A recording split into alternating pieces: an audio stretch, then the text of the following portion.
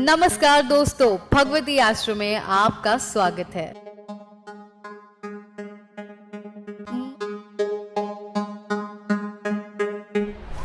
ओम भगवती नमः। नमस्कार दोस्तों, मैं अशोक महेश्वरी मुंबई से एक बार फिर से भगवती एस्ट्रो में आपका हार्दिक स्वागत करता हूं।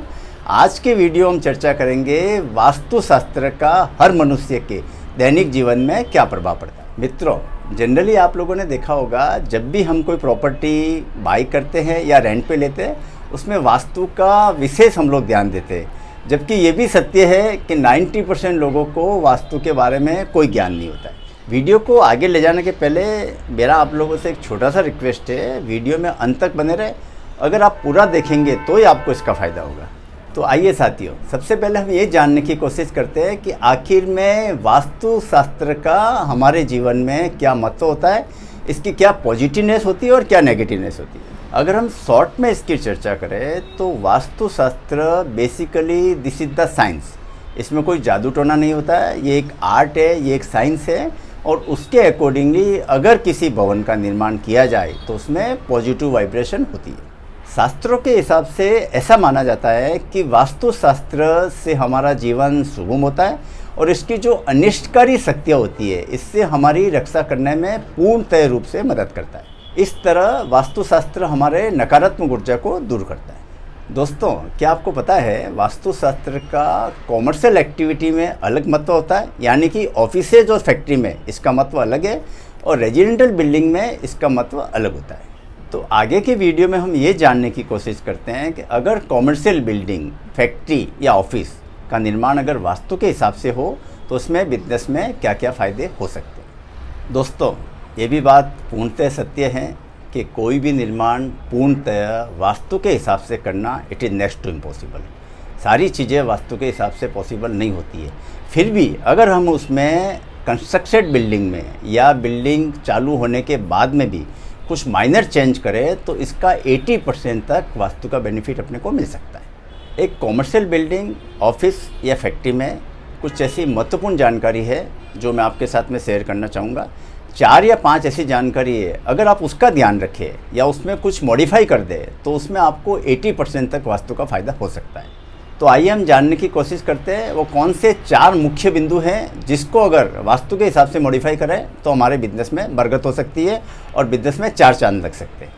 अगर हम वास्तु के हिसाब से किसी भी कॉमर्शियल बिल्डिंग, फैक्ट्री या ऑफिस को देखें तो उसमें सबसे इम्पोर्टेंट चीज़ होती है ऑफिस या फैक्ट्री का एंट्री गेट और exit gate. This is the most important thing according to Vastu in the commercial building.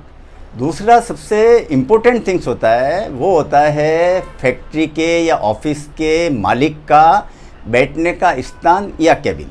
ये एक बहुत इम्पोर्टेंट चीज़ होती है कि उस ऑफिस का या उस बिजनेस का जो ऑनर है, पार्टनर है, वो किस हिसाब से बैठ रहा है, उसका कैबिन कहाँ है, उसका बैठने का फेस कैसा है। ये बहुत इम्पोर्टेंट चीज़ होती है किसी भी बिजनेस को रनअप करने में। मालिक के अलावा अगर आपका बिजनेस बड़ा हो, बड़ी इंडस्ट्री हो, बड़ी फैक्ट्री हो, उसमें आपके सीनियर्स वर्कर हो, सीनियर्स लोग हो जो काम कर रहे हो, उसका भी सीटिंग, उसका भी कैबिन, उसका भी फेस, बैठने का तरीका, it is the equally important like that owner. Third important things according to Vastu in the commercial building. तीसरी जो इम्पोर्टेंट चीज़ है उसमें होती है आपकी पूजा का स्थान। हर फैक्ट्री में, हर ऑफिस में पूजा का स्थान होता है। उसकी इम्पोर्टेंस बहुत ज़्यादा होती है कि आप भगवान की प्रार्थना कैसे करते हैं, भगवान का फेस किधर है और आपका फेस किधर है। तो इसका भी आपको पूरा ध्यान रखना चाहिए। चौथा और सबसे important things according to Vastu in the commercial building, आपके कैशियर के बैठने का स्थान। आपके फैक्ट्री या ऑफिस में जो भी कैश डील करता है, जो ट्रांजैक्शन करता है, बैंक का ट्रांजैक्शन करता है, वो बंदा कैसे बैठता है, उसका फेस कैसा है, उसकी केस बॉक्स कैसे रखी हुई, इसकी अलमारी कैसे रखी हुई, डॉक्यूमेंट कहाँ रखते हैं। This is the most important things, क्योंकि सारा कारोबार उसके हाथ में होता है, सारी हैंडलिंग वो करता है, केस का, बैंक का ट्रांजैक्शन उसी के हाथ में होता है। तो उसका बैठने का सीटिंग भी बहुत ही इम्पोर्टेंट होता है। तो मित्रों, मैंने आपको सिर्फ 4 बातें बताई। अगर ये 4 बातें हर कॉमर्शियल बिल्डिंग में, फैक्ट्री में या ऑफिस में ध्यान रखी जाए या उसमें थोड़ा सा मॉडिफाई करें तो आप लोगों को 80% वास्तु का बेनिफिट मिल सकता है। तो ये जो छोटी छोटी चीज़ें हैं, इसका आप किसी अच्छे वास्तु कंसल्टेंट को बुला के आप दिखा सकते हैं। और हाँ, अगर आप मेरे से संपर्क करना चाहें तो स्क्रीन पे लिखे नीचे नंबर से आप मेरा अपॉइंटमेंट ले सकते हैं।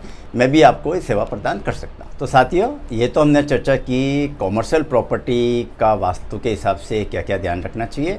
अब हम चर्चा करते हैं रेजिडेंटल प्रॉपर्टी का, यानी कि आपके निवास स्थान का, जिस घर में आप रहते हैं उसमें वास्तु के हिसाब से किन किन चीज़ों का ध्यान रखना चाहिए। घर को अगर वास्तु के हिसाब से बनाना है या उसमें मॉडिफाई करना है तो सबसे इम्पोर्टेंट चीज़ होती है किचन।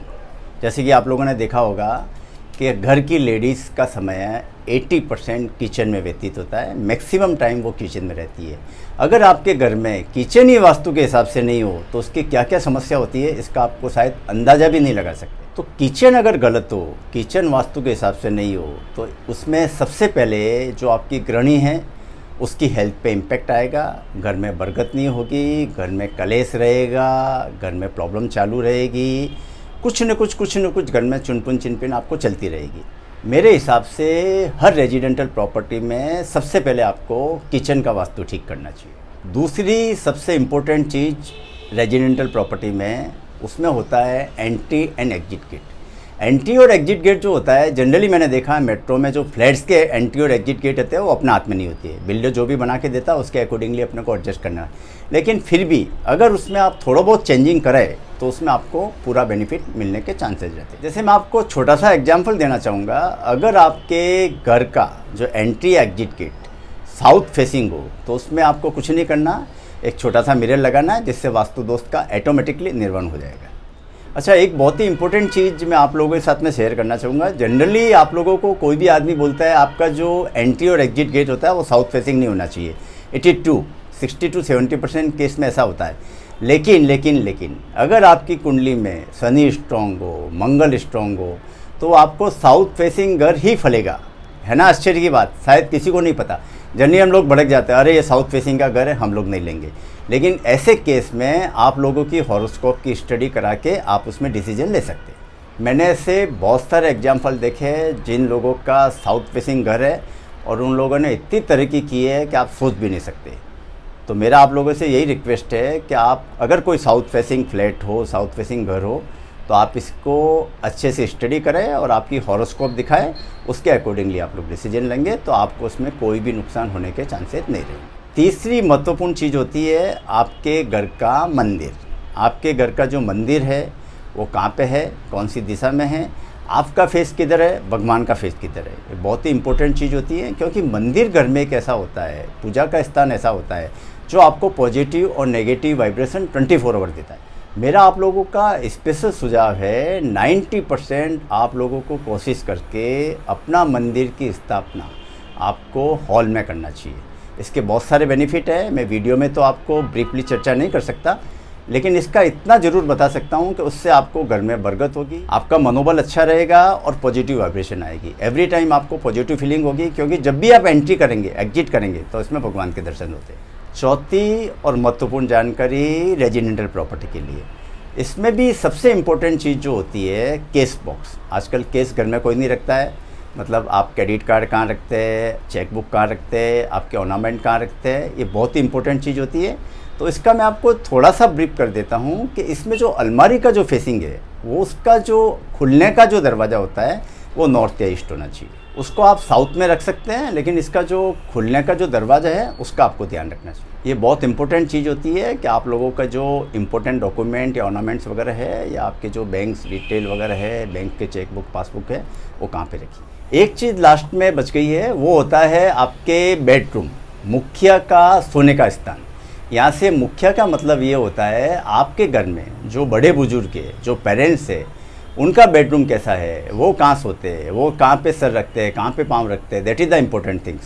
साथियों, यहाँ आपको मैं बिल्कुल क्लियर कर देना चाहता हूँ कि मुखिया का मतलब वही होगा जो आपके घर में सीनियर होगा, जो बुजुर्ग होगा। भले ही उसने रिटायरमेंट ले लिया हो, उनकी कोई अर्निंग नहीं हो, बिजनेस में कोई इन्वॉल्वमेंट नहीं हो, फिर भी घर का सीनियर, घर का मुखिया वही होता है। और उसका जो बेडरूम होता है उसका वास्तु का आपके जीवन में बहुत ज़्यादा इम्पैक्ट आएगा। तो मित्रों, मैंने आपको रेजिडेंटल प्रॉपर्टी के बारे में सिर्फ 4 इंपॉर्टेंट चीज़ें बताई। अगर आप इन 4 चीज़ों को फॉलो करें तो इसमें आपको 80 से 90% वास्तु का फ़ायदा हो सकता है। तो चलिए आज से अपने घर को वास्तु के हिसाब से बनाने के लिए आप मेरे से संपर्क कर सकते हैं, कांटेक्ट कर सकते हैं, या किसी अच्छे जानकार को बुला के एक बार आपको घर का निरीक्षण जरूर कराना चाहिए। तो साथियों, आज का वीडियो हम यही समाप्त करते हैं। मिलते हैं अगले वीडियो में अगले टॉपिक के साथ में। जब तक के लिए जय हिंद, जय भारत, ओम भगवती नमः।